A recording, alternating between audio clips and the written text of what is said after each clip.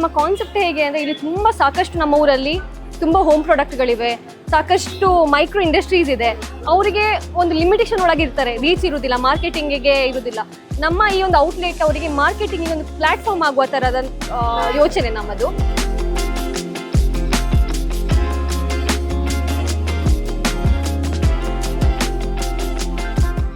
ಲೋಕಲನ್ನು vocal ಮಾಡೋದು ಇದು local market ನಮ್ಮ ಕಾನ್ಸೆಪ್ಟ್.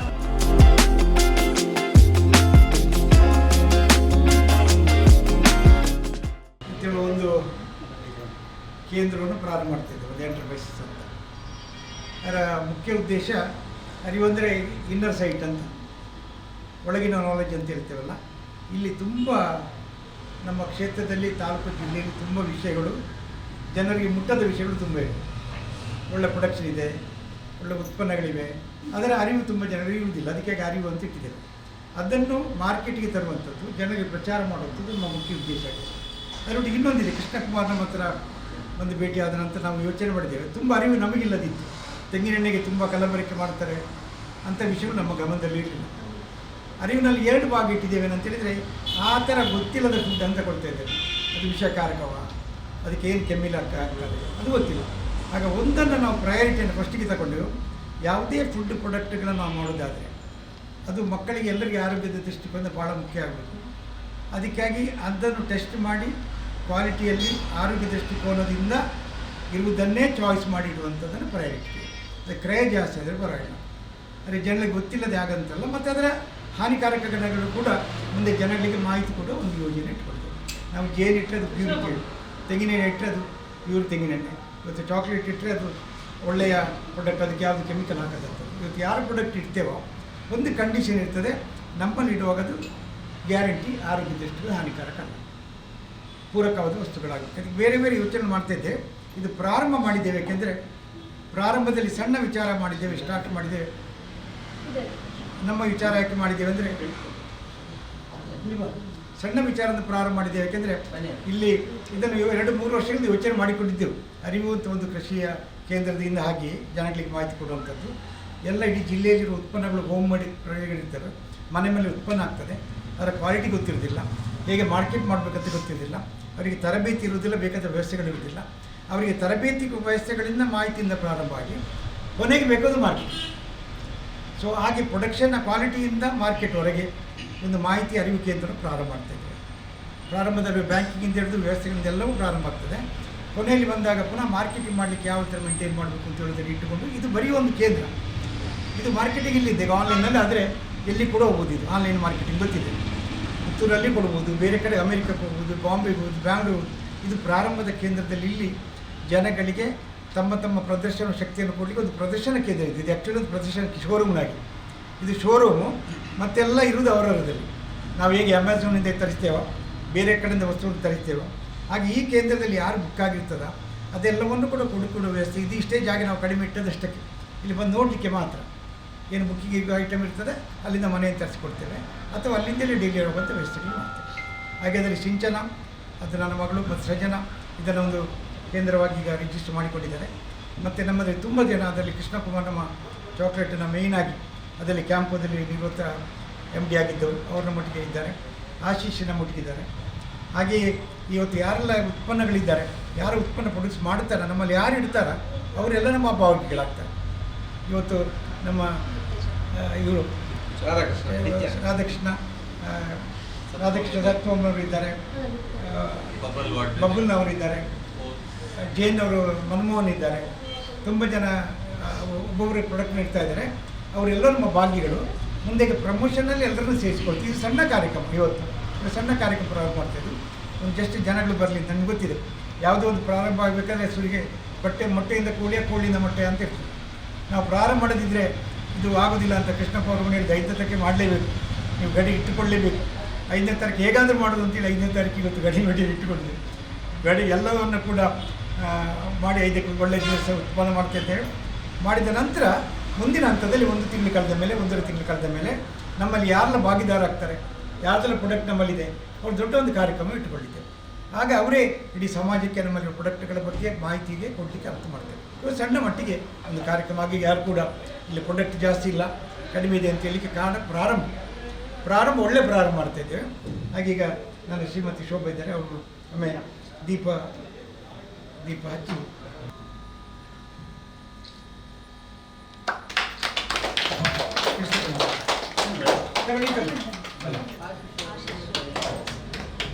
ಆಶೀಸ್ ಹೋಗೋಣ ಇದನ್ನು ಕರೆಯೋಣ.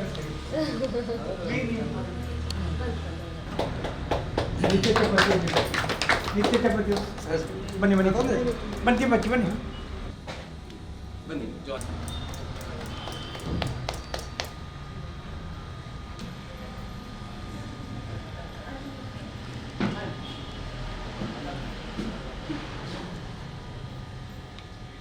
ಕೃಷ್ಣಕುಮಾರ್.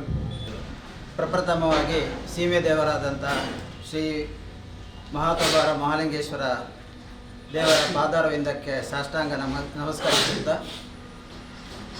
ಇವತ್ತು ಶರನ್ನವರಾತ್ರಿಯ 3ನೇ ದಿನ, ಶುಭ ದಿನ. 3ನೇ ದಿನದಲ್ಲಿ ಚಂದ್ರಘಂಟ ದುರ್ಗಾ ಮಾತೆಯನ್ನು ಆರಾಧಿಸುವಂತಹ ದಿನ. ಇವತ್ತು ಯಾವುದೇ ಕಾರ್ಯಕ್ರಮವನ್ನು ಯೋಜಿಸಿದ್ದಲ್ಲಿ ಅದು ವಿಜಯ ದಿವಸವಾಗಿ ಮಾರ್ಪಾಡುತ್ತೆ ಎಂಬ ಪ್ರತೀತಿ ನಮ್ಮ ಪುರಾತನ ಗ್ರಂಥಗಳಲ್ಲಿ, ಶಾಸ್ತ್ರಗಳಲ್ಲಿ ಉಲ್ಲೇಖ ಮಾಡಲ್ಪಟ್ಟಿದೆ. ಆದ್ದರಿಂದ ಯಾ ದೇವಿ ಸರ್ವಭೂತೇಷು ಮಾತೃರೂಪೇಣ ಸಂಸ್ಥಿತ ನಮಸ್ತಸ್ಯೆ ನಮಸ್ತಸ್ಯೆ ನಮಸ್ತಸ್ಯೆ ನಮೋ ನಮಃ. ಸರ್ವಮಂಗಳ ಮಾಂಗಲ್ಯೆ ಶಿವೆ ಸರ್ವಾರ್ಥ ಸಾಧಿಕೆ ಶರಣ್ಯೇ ತ್ರ್ಯಂಬಕೆ ಗೌರಿ ನಾರಾಯಣಿ ನಮಸ್ತುತೆ ಎನ್ನುತ್ತಾ ಆ ದುರ್ಗಾ ಮಾತೆಯನ್ನು ಈ ಶುಭ ಗಳಿಗೆಯಲ್ಲಿ ಸ್ಮರಿಸುತ್ತಾ, ಈ ಒಂದು ಕಾರ್ಯಕ್ರಮ ಇವತ್ತೇನು ನಾವು ಸಣ್ಣದರಲ್ಲಿ ಆರಂಭಿಸಿದ್ದೇವೆ ಅದು ಇನ್ನೂ ಉನ್ನತ ಮಟ್ಟಕ್ಕೆ ಏರಲಿ ಎಂದು ಆ ದುರ್ಗಾ ಮಾತೆಯಲ್ಲಿ ಪ್ರಾರ್ಥಿಸುತ್ತಾ ಈ ಕಾರ್ಯಕ್ರಮವನ್ನು ಚಾಲನೆಯನ್ನು ಮಾಡ್ತಾ ಇದ್ದೇವೆ. ಈಗಾಗಲೇ ಡಾಕ್ಟರ್ UP ಶಿವಾನಂದ ಅವರು ಮೆನ್ಷನ್ ಮಾಡಿದರು, ಕೃಷ್ಣಕುಮಾರ್ ನಮ್ಮೊಟ್ಟಿಗೆ ಇದ್ದಾರೆ ಅಂತೇಳಿ. ಅದಕ್ಕೊಂದು ಕಾರಣ ಕೂಡ ಇದೆ. ನಾನು ಮೂಲತಃ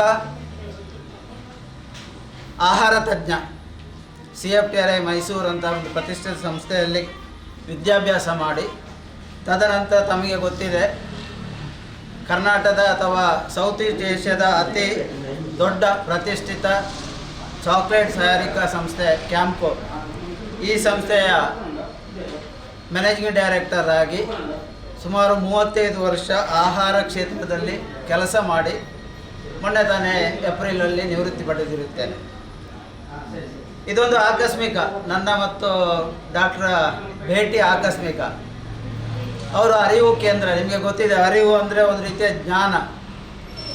ಆ ಜ್ಞಾನ ನಮ್ಮಲ್ಲಿ ಕೆಲವು ಜ್ಞಾನ ಭಂಡಾರ ಇರಬಹುದು, ಅದು ನಮ್ಮ ತಲೆಯೊಳಗೆ ಇರುತ್ತೆ. ಅದನ್ನು ಸಮಾಜಕ್ಕೆ ಹೇಗೆ ಪಸರಿಸಬಹುದು ಎಂಬುದರ ಬಗ್ಗೆ ಅವರು ನನ್ನ ಹತ್ರ ಹೀಗೆ ಸಮಾಲೋಚನೆ ಮಾಡುವಾಗ ಸರಿ ಅವರಿಗೆ ಹೇಳಿದೆ, ಈಗಿನ ಕಾನ್ಸೆಪ್ಟ್ ಏನಂತ ಹೇಳಿದರೆ 2018ರಲ್ಲಿ ಹೆಚ್ಚಿನ ಜನಕ್ಕೆ ಗೊತ್ತಿಲ್ಲ, ಕೇಂದ್ರ ಸರ್ಕಾರ ಅದರಲ್ಲಿ ವಿಶೇಷವಾಗಿ ಫುಡ್ ಸೇಫ್ಟಿ ಅಥಾರಿಟಿ ಒಂದು ಥೀಮನ್ನು ತಂದಿದೆ ಭಾರತದಲ್ಲಿ, ಈಟ್ ರೈಟ್ ಇಂಡಿಯಾ ಅಂಥೇಳಿ. ಅಂದರೆ ಒಂದು safe food, heat safe, heat healthy and eat sustainable ಅಂತೇಳಿ. ಅಂದರೆ ಇತ್ತೀಚಿನ ದಿನಗಳಲ್ಲಿ ನಿಮಗೆ ಗೊತ್ತಿರ್ಬೋದು, ಏನೋ ಹೊಟ್ಟೆ ತುಂಬಲಿಕ್ಕೆ ಬೇಕಾಗಿ ಏನನ್ನು ಆಚೆ ತಿನ್ನೋದು, ಹೊಟ್ಟೆ ತುಂಬಬೇಕು. ಅದರಲ್ಲಿ ನಾವು ಏನನ್ನು ತಿಂತೇವೆ ಅದು ಸೇಫ್ ಆಗಿದೆಯಾ, ಹೆಲ್ದಿ ಆಗಿದೆಯಾ, ಅಥವಾ ಸಸ್ಟೈನೇಬಲ್ ಅಂತ ಹೇಳಿದರೆ ಇದರಲ್ಲಿ ಒಂದು ರೀತಿ ಲೋಕಲ್ ಅಥವಾ ಸೀಸನಲ್ ಫುಡ್ಡಿಗೆ ಬೆಲೆ ಕೊಟ್ಟು ಅದು ಮುಂದಿನ ದಿನಗಳಲ್ಲಿ ದೇಶದ ಅಥವಾ ಜಗತ್ತಿನ ಹಸಿವನ್ನು ನೀಗಿಸುವಲ್ಲಿ ಏನು ಪಾತ್ರ ವಹಿಸಬಹುದು ಎಂಬುದರ ಆಲೋಚನೆ ಈಗಲೇ ಮಾಡಬೇಕಾದಂಥ ಕರ್ತವ್ಯ ಪ್ರತಿಯೊಂದು ನಾಗರಿಕರಲ್ಲಿ ಕೂಡ ಇದೆ. ಸೇಫ್ಟಿ ಅಂತ ಹೇಳಿದರೆ ನಾವು ತಿನ್ನೋ ಪದಾರ್ಥದ್ದು ಸೇಫ್ಟಿ, ನಮ್ಮ ಆರೋಗ್ಯಕ್ಕೆ ಏನು ಹಾಳಾಗದ ಹಾಗೆ. ಹೆಲ್ದಿ, ಒಟ್ರಾಶಿ ಏನಾದರೂ ಬಸಿಕ್ಕಿದನ್ನು ತಿನ್ನೋದಲ್ಲ, ತಿನ್ನೋದ್ರಲ್ಲಿ ಕೂಡ ಒಂದು ಪದ್ಧತಿ ಇದೆ. ಯಾವುದು ತಿನ್ನಬೇಕು ಅಂತ ಬೇಕು, ಅದನ್ನು ಯಾವ ರೀತಿ ತಿನ್ನಬೇಕು, ಯಾವುದನ್ನು ತಿನ್ನಬೇಕು ಎಂಬ ಒಂದು ನಮ್ಮ ಪುರಾತನ ಅಡುಗೆ ಅಥವಾ ಪಾಕಶಾಸ್ತ್ರವನ್ನು ನೋಡಿದರೆ ನಿಮಗೆ ಅದರಲ್ಲಿ ಹಲವು ಆಧುನಿಕ ವಿಚಾರಗಳನ್ನು ಕೂಡ ಕಾಣ್ಬೋದು. ಅಂದರೆ ಈಗ ನಾವು ಕೂಡ ಒಂದು ಸಣ್ಣ ಪ್ರಯತ್ನವಾಗಿ ಈಟ್ ರೈಟ್ ಇಂಡಿಯಾ ಬೇಡ, ಈಟ್ ರೈಟ್ ಪುತ್ತೂರು ಎಂಬ ಯೋಜನೆಯೊಂದಿಗೆ ಇದನ್ನು ಹೇಗೆ ಆರಂಭಿಸಬಹುದು. ಯಾವುದೇ ವಿಷಯ ಇರ್ಬೋದು, ಅದರಲ್ಲಿ ಮಕ್ಕಳಿಂದ ಹಿಡಿದು ವೃದ್ಧಾಪ್ಯದವರೆಗೆ ಅವರ ದೇಹಕ್ಕೆ ಬೇಕಾದ ಅಗತ್ಯತೆಗಳನ್ನು, ಅಂದರೆ ಈಗ ಫುಡ್ ಹ್ಯಾಬಿಟ್ಸ್ ತುಂಬ ಬದಲಾಗಿದೆ. ಆ ಬದಲಾದ ಫುಡ್ ಹ್ಯಾಬಿಟ್ಸಲ್ಲಿ ಕೆಲವು ಅಂಶಗಳನ್ನು ಹೇಗೆ ಪ್ರಯೋಗಿಸಬಹುದು ಎಂಬ ನಿಟ್ಟಿನಲ್ಲಿ ಯೋಚನೆಯನ್ನು ಮಾಡಿದಾಗ ನಾವು ಕಂಡುಕೊಂಡದ್ದು, ಪ್ರತಿಯೊಂದು ಕ್ಷೇತ್ರ ಅಥವಾ ಏರಿಯಾದಲ್ಲಿ ಅದರದ್ದೇ ಆದ ಆಹಾರಕ್ಕೆ ಮಹತ್ವ ಇದೆ. ಅದು ಪುತ್ತೂರು ಇರ್ಬೋದು, ಇನ್ನು ಸ್ವಲ್ಪ ಉಡುಪಿ ಹತ್ತಿರ ಹೋದರೆ ಅಲ್ಲಿ ಕಲ್ಚರ್ ಚೇಂಜ್ ಇದೆ, ನಾರ್ತ್ ಕೆನರಾಕ್ಕೆ ಹೋದರೆ ಕಲ್ಚರ್ ಚೇಂಜ್ ಇದೆ, ಆಂಧ್ರಕ್ಕೆ ಹೋದರೆ ಇನ್ನೊಂದು ಕಲ್ಚರ್. ಆ ಕಲ್ಚರ್ಗಳನ್ನು ಕೂಡ ನಮ್ಮ ಲೋಕಲಿಂದ ಹಿಡಿದು ಉಳಿದ ಕಡೆಯಲ್ಲಿ ಏನು ವಿಶಿಷ್ಟವಾದ ಆಹಾರ ಪದಾರ್ಥಗಳಿದ್ದಾವೆ, ದೇಹಕ್ಕೆ ಪೂರಕವಾಗಿ ಸ್ಪಂದಿಸುವಂಥ ಆಹಾರ ಪದಾರ್ಥಗಳಿದ್ದಾವೆ, ಅದನ್ನು ಕೂಡ ಮುಂದಿನ ದಿನಗಳಲ್ಲಿ ಈ ಯೋಜನೆಯನ್ನು ಕೂಡ ಮಾಡಿಕೊಂಡು ನಾವು ಮಾಡಲಿಕ್ಕಿದ್ದೇವೆ. ಈಗ ಒಂದು ಸಣ್ಣ ಪ್ರಮಾಣದಲ್ಲಿ ಆರಂಭ ಮಾಡಿದ್ದೇವೆ. ಇದರಲ್ಲಿ ಹೆಚ್ಚಿನ ಒತ್ತು ಕೂಡ ಸೂಕ್ಷ್ಮ ಮತ್ತು ಮಧ್ಯಮ ಗಾತ್ರದ ಉತ್ಪಾದಕರು ಏನಿದ್ದಾರೆ, ಈಗ ಅವರಿಗೆ ಕೂಡ ನಾನು ಹೇಳುವಾಗ ಕೆಲವರಿಗೆ ಸೇಫ್ಟಿ ಬಗ್ಗೆ ಗೊತ್ತಿಲ್ಲದೇ ಇರ್ಬೋದು. ಅಂದರೆ ಈ ಅರಿವು ಕೇಂದ್ರದ ಉದ್ದೇಶ ಕೂಡ ಅದೇ, ಸೇಫ್ ಮತ್ತು ಹೆಲ್ದಿ ಫುಡ್ಡನ್ನು ತಯಾರಿಸುವುದು ಹೇಗೆ ಎಂಬುದರ ಬಗ್ಗೆ ಅರಿವನ್ನು ನಾವು ಲೋಕಲ್ ಉತ್ಪಾದಕರಿಗೆ ಕೊಟ್ಟರೆ, ಆ ಮುಖೇನ ನಾವು ಸಮಾಜಕ್ಕೆ ಕೂಡ ಒಂದು ಒಳ್ಳೆಯ ಆಹಾರವನ್ನು ಕೊಟ್ಟರೆ ಸಾರ್ಥಕತೆ ಆಗುತ್ತೆ ಅಂತ ನನ್ನ ಭಾವನೆ. ಆ ನಿಟ್ಟಿನಲ್ಲಿ ನಾನೊಬ್ಬ ಆಹಾರ ತಜ್ಞನಾಗಿಕೊಂಡು ಅದಕ್ಕೆ ಬೇಕಾದಂತಹ ಎಲ್ಲ ವಿಷಯಗಳನ್ನು ಅಥವಾ ಮಾಹಿತಿಗಳನ್ನು ನಾವು ಅರಿವು ಕೇಂದ್ರದ ಮೂಲಕ ಯಾರಿಗೆ ಬೇಕಾದರೂ ಕೊಡಲಿಕ್ಕೆ ರೆಡಿ ಇದ್ದೇವೆ. ಈಗಾಗಲೇ ನಾವು ಸುಮಾರು ಕಾರ್ಯಕ್ರಮಗಳನ್ನು ಈ ನಿಟ್ಟಿನಲ್ಲಿ ಆಯೋಜಿಸಿದ್ದೇವೆ. ಸಾಧಾರಣ 4-5 ಕಾರ್ಯಕ್ರಮಗಳನ್ನು ಬೇರೆ ಬೇರೆ ಸ್ಥಳಗಳಲ್ಲಿ ಮಾಡಿದ್ದೇವೆ. ಇನ್ನು ಮುಂದೆ ಕೂಡ ಇದು ನಿರಂತರವಾಗಿ ನಡೆಯುತ್ತಾ ಇರುವಂಥ ಪ್ರಕ್ರಿಯೆ. ಆ ಮುಖೇನ ಒಂದು ಸ್ವಸ್ಥ ಆಹಾರದ ಮೂಲಕ ಸ್ವಸ್ಥ ಸಮಾಜವನ್ನು ನಿರ್ಮಾಣ ಮಾಡುವಲ್ಲಿ ಈ ಅರಿವು ಕೇಂದ್ರ ಅಥವಾ ಅರಿವು ಎಂಟರ್ಪ್ರೈಸಸ್, ಸುದ್ದಿ ಸಮೂಹ ಸಂಸ್ಥೆ ಎರಡು ಒಟ್ಟಾಗಿ ಕೆಲಸ ಮಾಡಿ ನಾವು ಕೂಡ ಅದರೊಂದಿಗೆ ಕೈ ಜೋಡಿಸುವ ಹಾಗೂ ಈ ಒಂದು ಉನ್ನತ ಮಟ್ಟಕ್ಕೆ ಇದು ಏರಲಿ ಎಂದು ಆ ಭಗವಂತನಲ್ಲಿ ಪ್ರಾರ್ಥಿಸುತ್ತಾ ನನ್ನ 2 ಮಾತುಗಳನ್ನು ಮುಗಿಸ್ತೇನೆ. ಜೈ ಭಾರತ್. ಸೊ ಅರಿವು ಎಂಟರ್ಪ್ರೈಸಸ್ ಇವತ್ತು ಶುಭಾರಂಭಗೊಂಡಿದೆ. ಬಂದಂಥ ಎಲ್ಲ ಗ್ರಾಹಕರು ಮತ್ತು ನಮ್ಮ ಬಳಗಕ್ಕೂ ಮೊದಲಿಗೆ ಸ್ವಾಗತ ಹೇಳ್ತಾ, ಎಲ್ಲರಿಗೂ ಗೊತ್ತಿರುವ ಹಾಗೆ ನಾವು ಬ್ರ್ಯಾಂಡ್ ಅಂತ ಒಂದು ಮೈಂಡಲ್ಲಿದೆ ಎಲ್ಲರಿಗೂ ಕೂಡ. ಸೊ ಸಮಥಿಂಗ್ ಡಿಫ್ರೆಂಟ್ ಬ್ರ್ಯಾಂಡ್ ನಮ್ಮಲ್ಲಿ. ಸೊ ಇವಾಗ ನಮ್ಮ ಪ್ರಧಾನಮಂತ್ರಿ ಅವರ ಆಶಯದಂತೆ 2047ಗೆ ಹಾಗೂ ಡೇ 1ನಿಂದ ಡಿಫೆಕ್ಟ್ ಮತ್ತು ಎಫೆಕ್ಟ್ ಇಲ್ಲದ ಪ್ರಾಡಕ್ಟ್ ಕೊಡಬೇಕು ಅಂತ ಸಮಾಜಕ್ಕೆ ಝೆಡ್ ಅಂತ ಒಂದು ಯೋಜನೆ ಹಮ್ಮಿಕೊಂಡಿದೆ. ಸೊ ಆ ಒಂದು ಆಶ್ರಯದಲ್ಲಿ ಮತ್ತು ನಮ್ಮ ಗ್ರಾಹಕರಿಗೆ ಒಂದು ಉತ್ತಮ ಉತ್ಪಾದನೆ ಆದಂಥ ಒಂದು ಪ್ರಾಡಕ್ಟನ್ನು ನಾವು ಸೇಲ್ ಮಾಡುವಂಥ ಉದ್ದೇಶದಿಂದ ಇಲ್ಲಿಯ ವಿಶೇಷತೆಯನ್ನು ಹೇಳೋದಂದರೆ ತುಂಬ ನ್ಯಾಚುರಲ್ ಇರುತ್ತೆ, ಹಾಗೆಯೇ ಕ್ವಾಲಿಟಿ, ಹೈಜೆನಿಕ್ ಮತ್ತು ಫುಡ್ಡನ್ನು ಕನ್ಸ್ಯೂಮ್ ಮಾಡಬೇಕಾದ್ರೆ ಸೇಫೆಸ್ಟ್ ಫುಡ್ಡು ನಾವು ಕನ್ಸ್ಯೂಮ್ ಮಾಡಲಿಕ್ಕೆ ಸಾಧ್ಯ ಇದೆ. ಮುಂದಿನ ಪೀಳಿಗೆಗೆ ನಾವು ಆರೋಗ್ಯವಂತವಾಗಿರಬೇಕಾದ್ರೆ ನಾವು ತಿನ್ನುವಂಥ ಫುಡ್ ಇರ್ಬೋದು ಮತ್ತು ನಾವು ಉಪಯೋಗ ಮಾಡುವಂಥ ನಮ್ಮಲ್ಲಿ ಕಾಸ್ಮೆಟಿಕ್ ಕೂಡ ಇದೆ. ಸೊ ಪ್ರತಿಯೊಂದು ಉತ್ಪಾದನೆ ಅದು ಕ್ವಾಲಿಟಿ ಮತ್ತು ಸೇಫಾಗಿ ನಾವು ಅದನ್ನು ಉಪಯೋಗ ಮಾಡ್ಬೋದು. ಆ ಒಂದು ನೆಲೆಗಟ್ಟಿಯಲ್ಲಿ ನಾವು ಮುಂದಿನ ದಿವಸದಲ್ಲಿ ಬೇರೆ ಉತ್ಪಾದನೆಯನ್ನು ಕೂಡ ನಾವು ಇಡಲಿಕ್ಕೆ ತಯಾರಿದ್ದೀವಿ. ಬಟ್ ಅದೇ ಒಂದು ನಾನ್ಸ್ ಬೇಸಲ್ಲಿ GMP ಅಂತ ಹೇಳಿ ಗುಡ್ ಮ್ಯಾನುಫ್ಯಾಕ್ಚರ್ ಪ್ರಾಕ್ಟೀಸ್ ಯಾರು ಮಾಡ್ತಾ ಇದ್ದಾರೆ, ಸೊ ಅಂಥ ಪ್ರಾಡಕ್ಟನ್ನು ನಾವು ನಮ್ಮ ರ್ಯಾಕಲ್ಲಿ ಇಡಲಿಕ್ಕೆ ತಯಾರಿದ್ದೀವಿ. ಹಾಗೆ ಡಾಕ್ಟರ್ ಹೇಳಿದಾಗೆ ಮುಂದಿನ ದಿವಸದಲ್ಲಿ ಆನ್ಲೈನಲ್ಲಿ ಕೂಡ ಇದು ನಮಗೆ ಲಭ್ಯ ಇದೆ ಈ ವಸ್ತುಗಳು. ಹಾಗೆ ಪ್ರತಿಯೊಬ್ಬರು ಗ್ರಾಹಕರು ಕೂಡ ಮಾಹಿತಿಯನ್ನು ಕೊಡಲಿಕ್ಕೆ ನಮ್ಮಲ್ಲಿ ಪ್ರಮೋಷನ್ ಕೂಡ ಮಾಡ್ತಾ ಇದ್ದೀವಿ.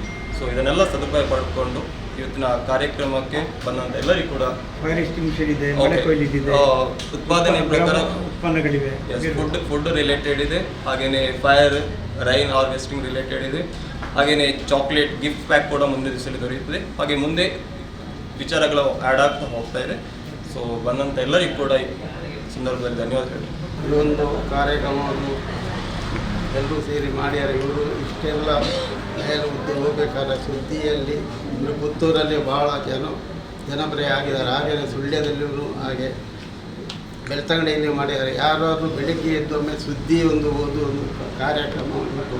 ನಾನು ಹಾಗೆ ಬೆಳಿಗ್ಗೆ ವಾಕಿಂಗ್ ಹೋಗಿ ಸುರಿಗೆ 3 ಪೇಪರ್ ಬರ್ತದೆ, ಅದು ಸುದ್ದಿಯನ್ನು ಒಂದು ಓದುವುದನ್ನು. ಹಾಗೆಯೇ ಅರಿವು ಮುರಿವು ಒಂದು ಉದ್ಘಾಟನೆ ಮಾಡಿದ್ದಾರೆ. ಈ ಉದ್ಘಾಟನೆಯನ್ನು ಮಾಡಿ ವ್ಯಾಪಾರ ಒಳ್ಳೆಯದಾಗಲಿ ಹೇಳಿ ಎಲ್ಲರ ಪರವಾಗಿ ನಾನು ಎಲ್ಲ ಒಂದು ಸ್ಮಾಲ್ ಸ್ಕೇಲ್ ಮೈಕ್ರೋ ಸ್ಕೇಲ್ ಇಂಡಸ್ಟ್ರೀಸಲ್ಲಿ ಪ್ರೊಡ್ಯೂಸರ್ಸಿಗೆ ಒಂದು ಅವಕಾಶ ಕೊಡಬೇಕಂತ ಒಂದು ಶೋರೂಮ್ ಮಾಡಲಿಕ್ಕೆ ನಾವು ಫಸ್ಟ್ ಪ್ಲ್ಯಾನ್ ಮಾಡಿ, ಅದಕ್ಕೆ ನಮ್ಮ ಕೃಷ್ಣಕುಮಾರ್ ಮತ್ತು ಆಶೀಶ್ ಅವರ ಒಂದು ಒಟ್ಟಿಗೆ ಪ್ಲ್ಯಾನ್ ಮಾಡಿ ಒಂದು ಶೋರೂಮ್ ಇವತ್ತು ತೆಗೆದಿದ್ದೇವೆ. ಶೋರೂಮಿಗೆ ಆಗಲಿಕ್ಕೆ ಒಂದು ಕಾರಣಕರ್ತ ಇವರಿಗೆ ಫಸ್ಟ್ಗೆ ಧನ್ಯವಾದಗಳನ್ನು ಹೇಳ್ತಾ ಇದ್ದೇನೆ. ಒಟ್ಟಿಗೆ ಸರ್, ನಮಗಿಲ್ಲಿ ಬಾಡಿಗೆ ಬರುವಾಗ ಅದರಲ್ಲಿ ಹಿಡಿದು ಇಲ್ಲಿ ಬರೋ ಎಲ್ಲ ವ್ಯವಸ್ಥೆಗಳಿಗೆ ಕಂಪ್ಲೀಟಾಗಿ ನಮ್ಮ ಒಟ್ಟಿಗೆ ನಿಂತು ಸಪೋರ್ಟ್ ಮಾಡಿ ಒಳ್ಳೆ ಮನಸ್ಸಿಂದ ನಮ್ಮನ್ನು ಹಾರೈಸಿದ್ದಾರೆ. ಅವರಿಗೆ ಕೂಡ ಧನ್ಯವಾದ ಹೇಳ್ತಾ ಇದ್ದೇನೆ. ಮತ್ತು ಇಲ್ಲಿ ಬಂದು ನಮ್ಮೊಟ್ಟಿಗೆ ಯಾರೆಲ್ಲ ಈಗ ಸೇರಿಕೊಂಡು ಅವರವರ ಪ್ರಾಡಕ್ಟನ್ನು ನಮ್ಮ ಮೂಲಕ ನಮ್ಮ ಪ್ಲ್ಯಾಟ್ಫಾರ್ಮ್ನಲ್ಲಿ ಅದನ್ನು ಪ್ರಚಾರಕ್ಕೆ ನಮ್ಮೊಟ್ಟಿಗೆ ಸೇರಿಕೊಂಡಿದ್ದಾರೆ, ಸಹಯೋಗ ಮಾಡಿದ್ದಾರೆ. ಇಲ್ಲಿ ಬಂದು ಯಾರು ನಮ್ಮೊಟ್ಟಿಗೆ ಭಾಗಿಯಾಗಿದ್ದಾರೆ ಎಲ್ಲರಿಗೂ ಕೂಡ ಇದು ನಿತ್ಯ ಚಪಾತಿ ಅವರಿರ್ಬೋದು, ಈ ಮೇಡ್ನವರಿರ್ಬೋದು, ಸತ್ವಮ್ ಅವರಿದ್ದಾರೆ, ಹಾಗೆ ಓರಲ್ ಹಾಗೆ ಎಲ್ರಿಗೂ ಕೂಡ ಲಾವರಿ ಅವರು ಬರಲಿಲ್ಲ, ಐಟಮ್ಸ್ಗಳನ್ನು ಕೊಟ್ಟಿದ್ದಾರೆ. ಎಲ್ರಿಗೂ ಕೂಡ ಧನ್ಯವಾದ ಹೇಳ್ತಿದ್ದೆ. ಕಾರ್ಯಕ್ರಮ ಹಾಂ ಫಸ್ಟಿಗೆ ಹೇಳಿ ಆಯ್ತಾರೆ ರೈಟ್. ಹಾಗೆ ಎಲ್ರಿಗೂ ಕೂಡ ಧನ್ಯವಾದ ಹೇಳ್ತಾ ಇದ್ದೀನಿ. Good morning everybody. Good morning. Good morning. ಸ್ವರ ಬಹಳ ಮುಖ್ಯ ಅಲ್ಲ, ಯಾಕಂದರೆ ಡಾಕ್ಟ್ರು ಇಷ್ಟು ಸ್ವರ ತೆಗೆದು ಇಷ್ಟು ಕ್ರಿಯಾಶೀಲರಾಗಿ ಇರುವಾಗ ನಮ್ಮನ್ನು ಸಹ ಸ್ವರ ಬಹಳ ಸೇರಿಸಬೇಕಲ್ಲ. ಅವರ ಮುಖ್ಯ ಉದ್ದೇಶ ಏನು ಅಂತ ಹೇಳಿದರೆ ಮಾರುಕಟ್ಟೆ. ಎಲ್ಲರೂ ಕೂಡ ಉತ್ಪನ್ನ ಮಾಡೋರೆ, ಕೃಷಿಕರಿರ್ಬೋದು ಅಥವಾ ಉದ್ಯಮಿಗಳಿರ್ಬೋದು, ಒಂದೇ ಒಂದು ಸಮಸ್ಯೆ ನಮಗೆ ಬರೋದು ಮಾರ್ಕೆಟ್. ಸರ್, ನಾವು ಪ್ರೊಡಕ್ಷನ್ ಮಾಡಿಕೊಡ್ತೇವೆ, ಮಾರ್ಕೆಟ್ ಮಾಡ್ತೀರಾ ಅಂತ. ಆದರೆ ಮಾರುಕಟ್ಟೆಯನ್ನು ಕೂಡ ನಾವೇ ಮಾಡೋದು. ಮಾರುಕಟ್ಟೆ ನಿರ್ವಹಣೆ ಕೂಡ ಅದರಲ್ಲಿ ಕೂಡ ಬೇರೆ ಬೇರೆ ಇದೆ. ಈಗಷ್ಟು ಮುಂಚಿನ ಕಾಲದಲ್ಲಿ, ಬಹುಶಃ ನಮ್ಮ ರಾಧಾಕೃಷ್ಣನ ಕಾಲದಲ್ಲಿ ಇಷ್ಟು ಡಿಜಿಟಲ್ ವ್ಯವಸ್ಥೆ ಇರಲಿಲ್ಲ. ಫೇಸ್ ಟು ಫೇಸ್ ಇವಾಗ ಬೇಕಾದಷ್ಟಿದೆ. ನಮಗೆ ತಂತ್ರಜ್ಞಾನ ಬದಲಾಗಿದೆ. ಫೇಸ್ಬುಕ್ ಇರ್ಬೋದು, ಅಥವಾ ವಾಟ್ಸಪ್ ಇರ್ಬೋದು, ಇನ್ಸ್ಟಾಗ್ರಾಮ್ ಇರ್ಬೋದು, ಅಥವಾ ನಮ್ಮ ಎಲ್ಲ ರೀತಿಯ ಒಂದು ಉತ್ಪನ್ನಗಳನ್ನು ಗ್ರಾಹಕರಿಗೆ ತಲುಪಿಸುವಂಥ ಸುಲಭ ವಿಧಾನಗಳಿದೆ. ನಾವು ವಿಶೇಷವಾಗಿ ಕೃಷಿಕರು ನಾವು ಉತ್ಪನ್ನವನ್ನು ಮಾಡ್ತೇವೆ, ಮಾರುಕಟ್ಟೆಯಲ್ಲಿ ಬಹಳ ಹಿಂದಿದ್ದೇವೆ. ತಂತ್ರಜ್ಞಾನವನ್ನು ಅವರಿಗೆ ತಲುಪಿಸಬೇಕು. ಅವರಿಗೆ ಬಹಳ ಸುಲಭ. ಮಾರುಕಟ್ಟೆ ಎನ್ನುವಂಥದ್ದು ಬಹಳ ಸುಲಭ. ಮಾರ್ಕೆಟಿಂಗಿಗೆ ಬೇಕಾಗಿರುವಂಥದ್ದು ಯಾವುದು? ಗುಣಮಟ್ಟ, ಕ್ವಾಲಿಟಿ ಮತ್ತು ಕ್ವಾಂಟಿಟಿ. ಎರಡನ್ನೂ ಕೂಡ ಆ ಒಂದು ವ್ಯವಸ್ಥೆಯನ್ನು ಡಾಕ್ಟರ್ ಸುಬ್ರಹ್ಮಣ್ಯ ಮತ್ತು ಅವರ ತಂಡದವರು ಇಲ್ಲಿ ಮಾಡಿಕೊಟ್ಟಿದ್ದಾರೆ.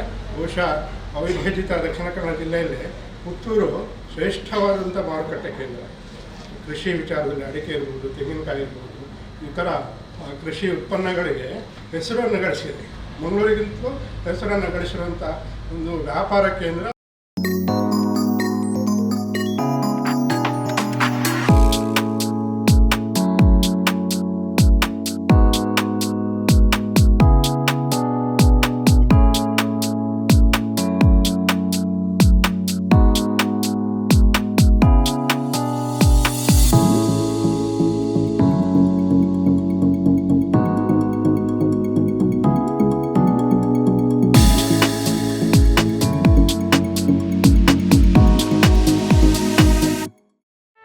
ಸುದ್ದಿ ಚಾನಲ್, ಕ್ಷಣ ಕ್ಷಣದ ಸುದ್ದಿಗಾಗಿ.